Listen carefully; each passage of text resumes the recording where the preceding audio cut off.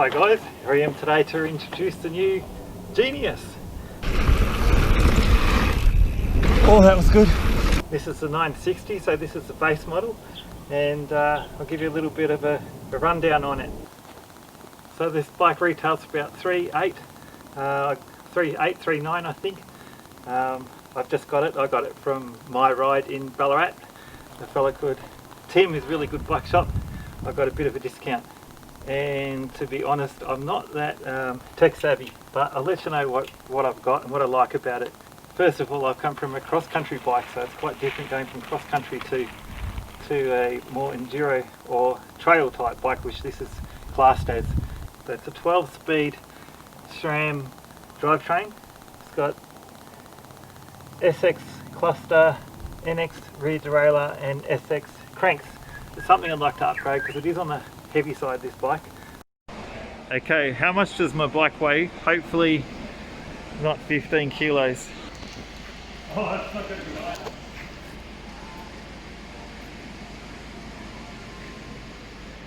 $15 on the dot.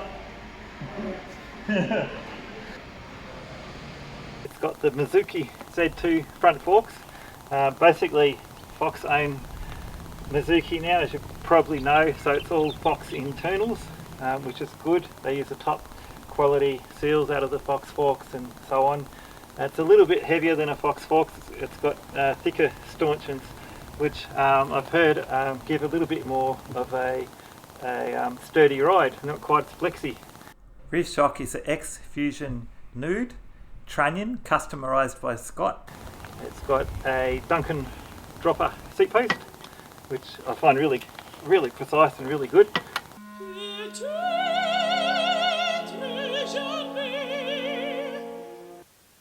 So it's a 29er bike. You can put 27.5 tyres on it. It's got this little chip you flip here to change the ratio. You turn around when you go back to 27.5, so it lowers the bottom bracket. It's pretty much the same as the previous Genius, I think. Maybe slight differences possible, I'm not sure. Maybe the last one had Fox forks, and I think a new addition with the up spec rear derailleur, which is an NX. It's got 2.6 tyres on the front and rear. It came tubeless ready. It was really simple. All I had to do is pull the tyres back, and it already had the tape, and I just added the valves and the stands, no tubes. I fitted my nuke-proof pedals. Sorry, I don't remember what they're called, but they're great. They've got big pins on it. Well, I've got jeans on today. Being a large size, it's a tiny bit, little bit small for me, which I didn't mind. I kind of like going a size down, just my preference. But I had to put a 10mm longer stem on it, and seats back a little. It's got a Tofino seat. I'm not sure what that is. It might be a Scott brand. And it's a four-link suspension system. One of the best things about this bike is it's very capable. You can actually lock out the front and rear suspension with one lever, or you can go halfway and get 110 front and back, or 150 full travel. Although I have noticed, and I'm not sure if it's the next model or this model, locking it at the 110, it doesn't really seem to change the front travel. It might change the progression or something like that, I'm not sure. I have noticed that the gear seems to be a little slow, but if you know me, I've been riding single speed for years, and gears have changed a bit, so the clusters have got a lot bigger. So whether they change a bit slower than they used to, I'm not sure. So yeah, that's the new Genius. Let's hit the trails. Now down to the crunch. What's it like to ride? Well, today was the first true test. Compared to my single speed, it felt long and slack and very cushy. I haven't ridden many bikes like this, so this is my first impressions of what the bike felt like. There's quite a few things to get used to, one being the weight, the long wheelbase and the slack head angle. Also a little levers that I never had before. I think you need a little bit of speed. Oh yeah! That was friggin' awesome. I couldn't do that on my old bike. Yeah. Woo. One thing I really wanted to try was obstacles that I was too afraid to do before. There's this medium-sized rock roll on track 7. I avoided last time I came to Harcourt with my single-speed cross-country bike. Have you been working from home? Yeah, I'm not doing it either. So this rock roll that looks like nothing on camera was still freaking me out a little. Even though not being used to the bike, I knew it could do it easily. So I rolled the bike down and checked out the angles and lines, and mentally I think this actually made it a bit harder.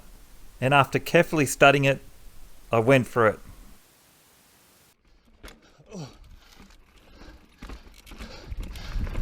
Yeah!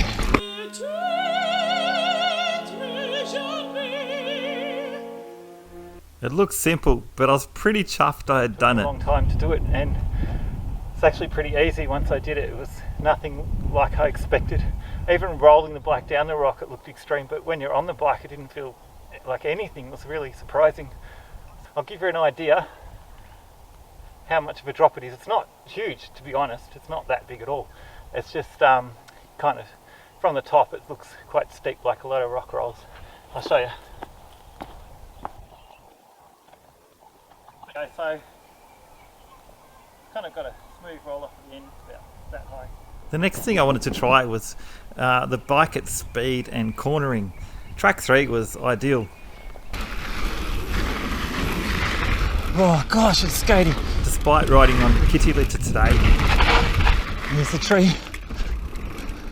Yeah! Fast out of the corners. Pedal straight. I felt so much more confident cornering on this bike. You've got to be patient. So the last thing I wanted to try out was the bike in the air. So track 2, here we come.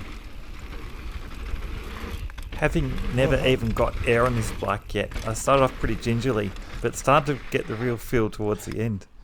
I want to do that. Brake check! Ooh.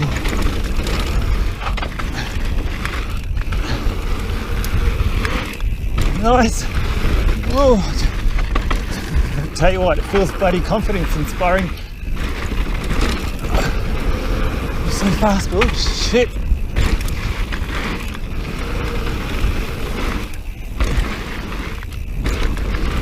This is the jump that I came off on last time nearly, so I'm not doing that properly.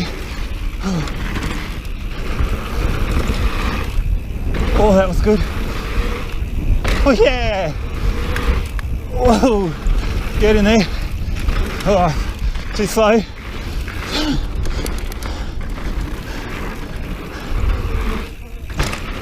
Woo!